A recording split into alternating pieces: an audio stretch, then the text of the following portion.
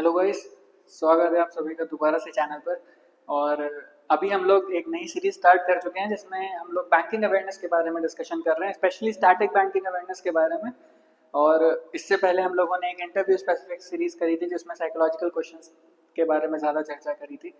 और ये जो पर्टिकुलर सीरीज है आपकी इंटरव्यू में भी हेल्प करेगी और कहीं ना कहीं आपको बाकी जो मेंस है उसमें जो जी आती है, प्री में जी आती है, उसमें हेल्प कर सकती है अगर किसी पेपर में आ रही है तो। ठीक है। अब लास्ट टॉपिक हम लोगों ने डिस्कस किया था history of banking in India. इस बार जो हम लोग बात करेंगे वो है मॉनेटरी पॉलिसी टूल्स के बारे में। जैसे बहुत सारे रेट्स हैं, बहुत सारे रेशियोज हैं जिनके बारे में आपने सुना होगा। एक छोटा सा क्विक रिवीजन हो जाएगा, जिन लोगों को पता होगा, जिनको नहीं पता होगा उनके लिए नया हो जाएगा कि कुछ सीखा उन्होंने। तो आई विल से कि पॉइंटर्स बना लीजिएगा अगर कहीं पर आपको नीड पड़े। स्टार्ट करते हैं। तो सबसे पहले देखिए, कुछ रेशियोज होते हैं जो आरबीआई यूज करता है अपने बैंक्स को रन करने के लिए, कंट्रोल करने के लिए, मनी मनी को कंट्रोल करने के लिए, लिक्विडिटी को कंट्रोल करने के लिए, इन्फ्लेशन को कंट्रोल करने के लिए। और सेम कुछ रेट्स होते हैं जो आरबीआई सेट करता है जिससे सेम चीज़ें होती हैं कि इन्फ्लेशन कंट्रोल होता है या फिर मार्केट में मनी को कंट्रोल किया जाता है। ठीक है। सबसे पहले अगर रेशियोज के बारे में बात कर लिया जाए तो दो रेशियोज के बारे में अभी हम लोग आज डिस्कस करेंगे, एक सीआरआर, एक एसएलआर। ठीक है। बहुत सारे लोगों ने नाम सुन रखा होगा, जिन्होंने नहीं सुना है प्लीज नोट कर लीजिएगा। सीआरआर क्या होता है? सीआरआर होता है कैश रिजर्व रेशियो। ठीक है। एक पर्टिकुलर अमाउंट ऑफ कैश जो कि बैंक को आरबीआई के पास रखवाना पड़ता है ताकि अगर कभी कोई जरूरत पड़े तो उसको वो वापस मिल सके, बैंक्स फेल ना हो। Same SLR. एसएलआर क्या होता है? Statutory liquidity ratio. ये क्या है? एक पर्टिकुलर अमाउंट ऑफ डिपॉजिट्स, जो बैंक का डिपॉजिट है वो उसको अपने पास रखना पड़ता है in form of certain liquid assets. अब ये लिक्विड एसेट्स क्या हो सकते हैं? कैश हो सकता है, गवर्नमेंट सिक्योरिटीज हो सकती हैं, गोल्ड हो सकता है, और बाकी कोई भी ऐसी एसेट्स जिसको आरबीआई अलाउ कर देगा वो हो सकता है। ठीक है। इनका पर्टिकुलर पॉइंट काम क्या होता है कि ये वो एसेट्स हैं जो जल्दी से जल्दी कैश में कन्वर्ट हो जाती हैं। गोल्ड है, आप कभी भी ले खरीदो, आप कहीं भी बेचने जाओगे तुरंत बिक जाएगा।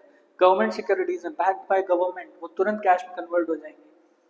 तो दैट्स वाई ये पर्टिकुलर रेट सेट करेगा ताकि बैंक्स अपना पूरा पैसा लैंड ना करते हैं। अब इसको एक छोटे से एग्जांपल से समझते हैं, ज़्यादा अच्छे से समझ में आएगा आपको। सपोज एक बैंक है, उसके पास 100 रुपए है। ठीक है। उसको 100 रुपए डिपॉजिट्स मिले कुछ कस्टमर से, और अब उसको पैसा कमाना है क्योंकि भाई वो इंटरेस्ट दे रहा है। अब वो क्या करेगा? वो सारा पैसा लैंड कर देगा। ठीक है। बाई चांस अगर वो फेल हो गया, लोन्स उसने दिए वो वापस नहीं आए, तो क्या होगा? वो डिपॉजिटर्स का पैसा वापस नहीं कर पाएगा। इसी चीज को कंट्रोल करने के लिए आरबीआई ने ये दो रेशियोज रखे कि भाई ऐसा ना हो कि तुम सब दे दो और फिर तुम्हारे पास कुछ ना बचे। सीआरआर। सीआरआर आरबीआई ने कहा कि आप 4% अपना जो भी डिपॉजिट है आपका, अब इस केस में क्या है, यहाँ पे 100 रुपए है तो उसका अभी करंट में 4.5% है। तो क्या करना है? 4.5 रुपए आप उठा के आरबीआई को दे दो, वो आरबीआई अपने पास रखेगा। क्या होगा अगर कभी कोई ऐसी नीड पड़ी, जैसे मैंने भी आपको बताया कि लोन्स वापस नहीं है और डिपॉजिटर्स ने पैसा मांगना चालू कर दिया, तो एक अर्जेंसी की नीड पड़ेगी, उस समय पे आरबीआई आपको वो पैसा दे देगा। ठीक है। अभी 4.5% है, नोट कर लीजिएगा। Current CRR 4.5%। अब 4.5% तो 4.5 रुपए तो निकल गए। अब आरबीआई ने कहा नहीं, अभी रुको, अभी 18% तुम्हें और हटाना है। क्यों भाई? 4.5% से क्या होगा, समझ रहे ना आप? तो अब ऐसा करते, सपोज मैं आपको डिफरेंस बताता हूँ क्यों ऐसा करा गया, दो क्यों बनाए गए। कैश की नीड पड़ सकती है कभी भी अर्जेंटली, तो आरबीआई के पास रखवाया कि वो कैश हमारा जब मन करेगा हम ले लेंगे। लेकिन अब बैंक्स को लॉस ना होने लगे कि पता चला उन्होंने टोटल सपोज ये 18% और 4%, 22% उन्होंने अलग रखवा दिया। बैंक के लिए तो लॉस है ना वो उस पर इंटरेस्ट कमा रहे हैं, बट उल्टा उनको देना पड़ रहा है, उनके लिए प्रॉब्लम है। तो उन्होंने कहा कि आप इसको एसेट्स में रखिए। एसेट्स में आप कैश में रख रहे हो तो वो आपका चॉइस है। गोल्ड में रखना है, गोल्ड की वैल्यू अप्रिशिएट होती है, ठीक है, आपको प्रॉफिट हो जाएगा उसमें भी। गवर्नमेंट सिक्योरिटीज में रखना है, गवर्नमेंट सिक्योरिटीज डिस्काउंटेड रेट पे भी मिलती हैं या फिर इंटरेस्ट के साथ भी मिलती हैं।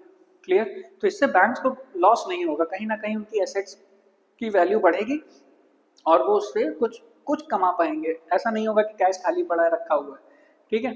तो आरबीआई ने बोला कि आप अपना जो 18% जो आपका टोटल डिपॉजिट्स है, जो टोटल आपकी लाइबिलिटीज हैं, जो टोटल एसेट्स, एनडीटीएल बोलते हैं। ठीक है। अब इसका फुल फॉर्म आप लोग मेरे को कमेंट्स में बताइएगा, एनडीटीएल क्या होता है और उसका फुल फॉर्म क्या है। उस पर्टिकुलर टोटल डिपॉजिट्स का 18% बैंक ने, आरबीआई ने बोला, आप अपने पास रखिए और इसको लिक्विड एसेट्स में रखिए। ठीक है। अब जो बचा है अब जो बचा है 77.5 रुपीज़ आपके पास, इसको आप लेंड कर सकते हैं। ठीक है, आई होप क्लियर हो रहा है। पॉइंट्स क्या याद रखने, CRR जो है वो हमेशा, वो जितना भी है वो RBI के पास रखवाता है बैंक, और जो SLR है वो RBI सेट करता है, RBI बताता है कितना रखना है, लेकिन रखता बैंक अपने पास ही है। ये बहुत कंफ्यूजन रहती है, इसको मैं क्लियर अभी बता दे रहा हूँ, लिख लीजिए। और जैसे मैंने बताया CRR 4.5% है अभी, SLR 18% है अभी। आई होप ये क्लियर हो गया। रेशियोज की बात हो गई, अब आ जाते हैं रेट्स पे। देखो कई तरीके के रेट्स हैं ना बैंक के अंदर। बैंक को जरूरत पड़ गई तो बैंक ने RBI से लिया एक रेट, बैंक के पास ज्यादा है उसने RBI के पास रखवाया दूसरा रेट, कस्टमर्स आ रहे हैं बैंक के पास, उन्हें लोन चाहिए तीसरा रेट, है ना। ये तीन टाइप के रेट्स है ना। तो इन सारे रेट से ना कहीं मार्केट में मनी का जो फ्लो है ना वो कंट्रोल किया जा सकता है। एंड में बताता हूँ कि कैसे ये सब चीज़ें कंट्रोल करती हैं इन्फ्लेशन को, मार्केट में जो फ्लो है लिक्विडिटी का उसको। अभी पहले एक्सप्लेन करते हैं। तो सबने नाम सुने हैं, repo rate, reverse repo rate, SDF, MCLR, bank rate, MSF, सबने सुने हैं ना। RLLR नया आया है। तो ये सारे रेट्स हैं, इन पर थोड़ा सा बात करते हैं। अब देखो रेपो रेट क्या है। रेपो रेट जब बैंक को छोटे समय के लिए कोई पैसा चाहिए, कम टाइम के लिए, रात भर के लिए चाहिए, कुछ दिनों के लिए चाहिए, तब जब बैंक RBI से पैसा लेता है तो वो जिस रेट पे लेता है पैसा उसको रेपो रेट कहते हैं। ठीक है, अभी मैं इस चीज़ को इंग्लिश में रिपीट करूंगा तो प्लीज़ परेशान ना होना जिन लोगों को हिंदी नहीं समझ में आती है। आई रिपीट, जिस रेट पे RBI से बैंक पैसे लेते हैं, ठीक है, कुछ छोटे समय के लिए, उसको रेपो रेट कहते हैं। अब आ जाता है दूसरा क्या है, बैंक रेट। सेम चीज बोलूंगा, जिस रेट पे बैंक RBI से पैसा लेता है वो बैंक रेट होता है। MSF, जिस रेट पे बैंक RBI से पैसा लेता है वो MSF हो जाता है ना। क्या डिफरेंस हुआ भैया, आपने तो तीनों चीजें वही बता दी, बैंक RBI से पैसे ले रहा है, वो रेपो भी हो गया, वो बैंक रेट भी हो गया, वो MSF भी हो गया। भाई डिफरेंस कहाँ आता है, जब हम लोग कुछ टाइम के लिए पैसा ले रहे हैं, ठीक है, थोड़ा टाइम है, छोटा सा समय के लिए मेरे को पैसा चाहिए, तो हम लोग रेपो रेट पे पैसा लेते हैं। जब हमें वही चीज़ थोड़े ज़्यादा समय के लिए चाहिए, सपोज मंथ्स के लिए चाहिए, तब हम लोग किस पे पैसा लेंगे, बैंक रेट पे लेंगे। अब ये प्रोविजन ज़्यादा नहीं रह गया है, बट बैंक रेट है जिस पे पैसा लेता है बैंक्स RBI से फॉर सम टाइम। MSF क्या होता है, जब बैंक्स को अर्जेंटली पैसे की नीड पड़ गई फॉर वन डे, याद रखिएगा फॉर वन डे, मेरे को एकदम से नीड पड़ गई, मेरे पास कैश क्रंच आ गया, मेरे पास पैसे नहीं है ना लौटाने के लिए ना देने के लिए, तब बैंक क्या करता है, इस ऐसी अर्जेंट इमरजेंसी कंडीशंस में बैंक RBI से पैसा लेता है। किस रेट पे लेता है, MSF रेट पे लेता है। MSF इन जनरल हायर रहता था, अभी के हिसाब से सेम चल रहा है बैंक रेट के अकॉर्डिंग, बट पहले हाई रहता था। इन तीनों के रेट्स बता देता हूँ, repo rate 6.5%, bank rate 6.75%, MSF 6.75%। English में एक बार बोल देता हूँ, the rate at which the banks borrow money from the RBI for a short period of time, usually a couple of days or a few days, it is known as the repo rate. It is currently 6.5%. The rate at which the bank borrows money from RBI for a longer period of time is known as bank rate. It is currently 6.75%. The rate at which the banks borrow money from RBI for an urgent need or on an urgent basis, usually for overnight, that rate is known as MSF rate. That is also currently 6.75%. Clear हुआ, तीन rates पता है जिससे bank पैसा ले रहा है RBI से। अब अगर बैंक के पास ज्यादा पैसा हो गया है और उसको RBI को देना है, या RBI को मार्केट में से मनी खींचना है, तब वो क्या करेगा भाई, दो रेट्स हैं, एक रिवर्स रेपो, एक SDF। रिवर्स रेपो क्या होता है, the rates eight which RBI borrows money from the banks, या RBI wants the money from the banks to be kept with RBI, है ना, that is known as reverse repo rate for a short period of time. Clear है, हिंदी में बोल देता हूँ पहले, फिर इंग्लिश में बताते हैं। जब RBI चाहता है कि पैसा उसके पास आए, या बैंक्स चाहते हैं कि हम वहाँ रखें, तब जो रेट इस्तेमाल किया जाता है उसको रिवर्स रेपो रेट कहते हैं। ये जनरली कम रखा जाता है। क्यों कम रखा जाता है, अगर सपोज रेपो रेट 6.5% है और रिवर्स रेपो उन्होंने 6% कर दिया, तो भाई बैंक तो सारा पैसा वहां रख देंगे ना, उनको मार्केट से कमाना ही नहीं है, मार्केट से वो कितना कमा रहे हैं, मार्केट से कमा रहे हैं 3% 4%, उन्होंने ज़्यादा पे रखवा दिया 6% पे, वो तो वहीं रखेंगे। समझ में आ रहा है ना? जैसे हम लोग हैं, सेविंग्स अकाउंट में इंटरेस्ट मिल रहा है 3%, एफडीज में मिल रहा है 7%, तो भाई हम तो एफडी में रखने का कोशिश करेंगे, अगर हमारे पास पैसा है तो एफडी बनवा लेंगे, क्योंकि रिटर्न ज़्यादा है। इसलिए आरबीआई ये हमेशा कम रखता है ताकि बैंक्स को प्रॉफिट लेंडिंग में दिखे, आरबीआई के पास ना दिखे, वरना मार्केट में मनी की कमी हो जाएगी। रिवर्स रेपो रेट कितना है? 3.35%। तीसरा रेट क्या है? सॉरी, सेकंड रेट क्या है? Standing deposit facility rate, SDF. SDF क्या होता है? जैसे आप समझ में आ रहा है ना, स्टैंडिंग डिपॉजिट फैसिलिटी, खड़े खड़े पैसा जमा करने की फैसिलिटी। ये किस लिए है? जब बैंक को एक दिन के लिए पैसा जमा करना है आरबीआई के पास, तब जो रेट इस्तेमाल होता है उसको एसडीएफ कहते हैं। ठीक, 6.25% है अभी। सपोज बहुत ज़्यादा कैश हो गया बैंक के पास, बहुत ज़्यादा डिपॉजिट्स आ गए और उसको चाहिए कि नहीं, मैं अभी अपने पास हैंडल नहीं कर पा रहा हूँ, for one day I need to keep it with someone else, तो वो आरबीआई के पास जाएगा, आरबीआई से कहेगा मेरे पास इतना एक्सेस है, इसको रख लीजिए। या किसी और बैंक के पास ज़्यादा हो गया, आरबीआई थिंक्स कि इसके पास इतना कैश नहीं होना चाहिए, तो वो दे विल आस्क कि भैया हमारे पास रखिए। इस पे हमेशा 6.25% अभी सेट है रेट। इंग्लिश में reverse repo, the rate at which the RBI takes the money or borrows the money from the banks is known as reverse repo rate. It is generally lower than all other rates, currently 3.35%, so that the money stays in the market and not with the RBI. Clear? SDF, standing deposit facility rate, the rate at which the RBI borrows the money or takes the money from the bank for a one day period, for only one day, that rate is known as SDF rate, standing deposit facility rate. ठीक, currently it is 6.25%. अब आपने एक चीज notice करी होगी, repo 6.5 है लेकिन MSF 6.75 है, 0.25% का इधर है, और 6.25 कौन सा? एसडीएफ 0.25% का फिर से फर्क है रेपो से। तो रेपो से 0.25% ज़्यादा एमएसएफ रहता है इन जनरल, ये फिक्स नहीं है, ये मैं आपको केवल अभी याद करने के पर्सपेक्टिव से बता रहा हूँ, याद कर सकते हैं इससे। रेपो से 0.25 पीछे आया तो हमको मिल गया एसडीएफ, रेपो रेट से 0.25% आ गया तो क्या मिल गया? एमएसएफ। ठीक है, ये सारे रेट्स क्लियर हो गए आपको? आई होप कि अच्छे से समझा पा रहा हूँ मैं, हेल्प कर पा रहा हूँ इसमें।